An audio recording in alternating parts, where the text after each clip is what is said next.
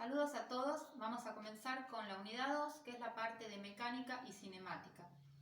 Bueno, la mecánica es la disciplina que describe y estudia las posiciones de los cuerpos y sus variaciones en el tiempo en función de sus interacciones recíprocas. Las variables mecánicas típicas son las posiciones y las velocidades, pero también las formas y deformaciones de los cuerpos, que son posiciones y cambio de posiciones relativas entre puntos de un cuerpo. Las acciones mecánicas son las que afectan este tipo de variables y ellas tienen lugar cuando un cuerpo, por medio de la aplicación de fuerzas, empuja, mueve o deforma a otro. Podemos denominar fuerza entonces a toda acción capaz de producir cambios en el movimiento o en la estructura de un cuerpo. Por ejemplo, si yo empujo esta pelota con el dedo, le estoy aplicando una fuerza. Después de aplicar esta fuerza, pueden haber posibilidades. Una es que comience a moverse y otra es que se deforme. Esto va a depender de dónde aplico la fuerza, en qué dirección, en qué sentido y la magnitud de la fuerza. La pelota se va a deformar o se va a mover. Entonces, es lógico pensar que las fuerzas tienen un carácter vectorial y como vector se representa por una flecha y se caracteriza por tener un punto de aplicación o punto de origen, una dirección que está dada por la recta, un sentido y un módulo que está dada por la longitud del vector. Entonces, la fuerza es una magnitud vectorial que representa toda causa capaz de modificar el estado, sea de movimiento o de reposo de un cuerpo, o de producir una deformación en él.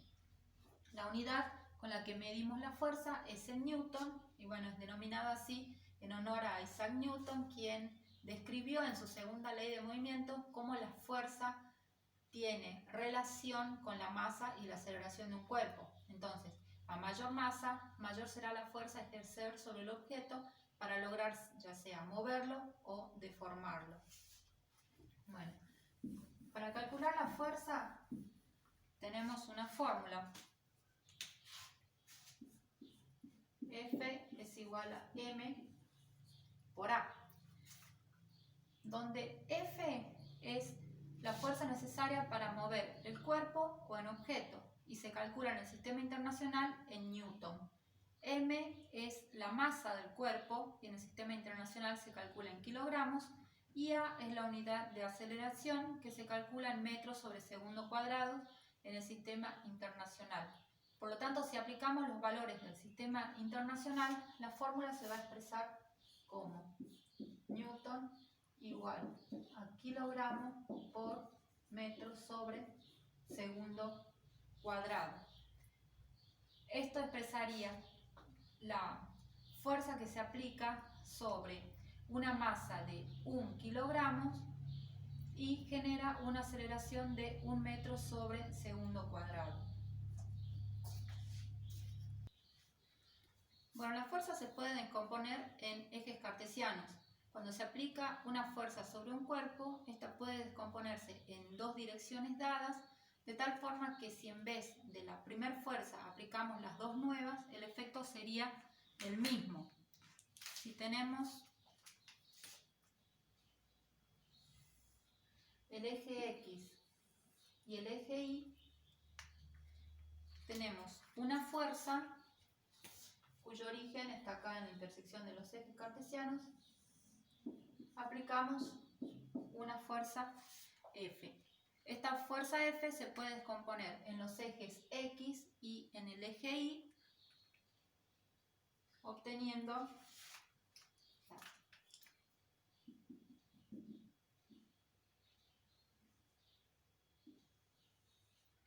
una fuerza F de X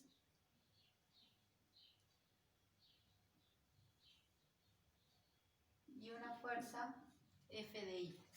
Para hallar el valor de estas nuevas fuerzas debemos recurrir a las funciones trigonométricas, ya que si representamos, este segmento es igual a este, entonces si representamos solamente el módulo de las fuerzas, nos quedaría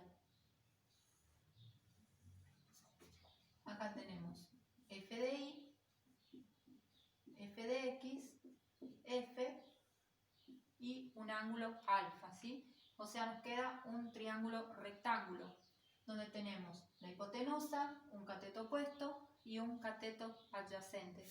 Por eso recurrimos a las funciones trigonométricas para calcular, para hallar el valor de las dos nuevas fuerzas.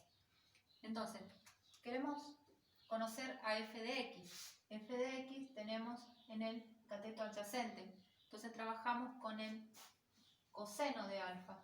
Decimos que el coseno de alfa es igual a cateto adyacente, en este caso f de x, sobre la hipotenusa, en este caso f. Para obtener f de x, despejamos f de x y nos queda que f de x es igual a f por el coseno de alfa. Y esta es con la fórmula que vamos a trabajar. Ahora, para hallar f de y, tenemos en el cateto opuesto. Entonces trabajamos con el seno. El seno de alfa es igual al cateto opuesto, f de y, sobre la hipotenusa, en este caso f. Despejando f de y, nos queda que f de y es igual a f por el seno del ángulo alfa. Ya tenemos las dos fórmulas.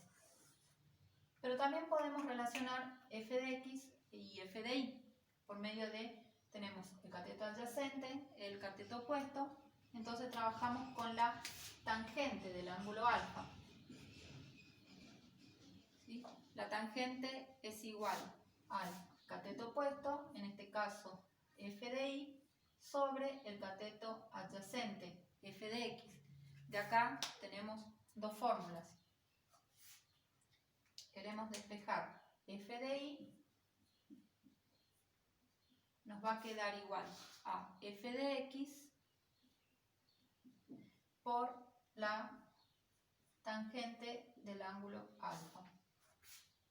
Y despejando f de x, nos va a quedar f de y sobre la tangente del ángulo alfa.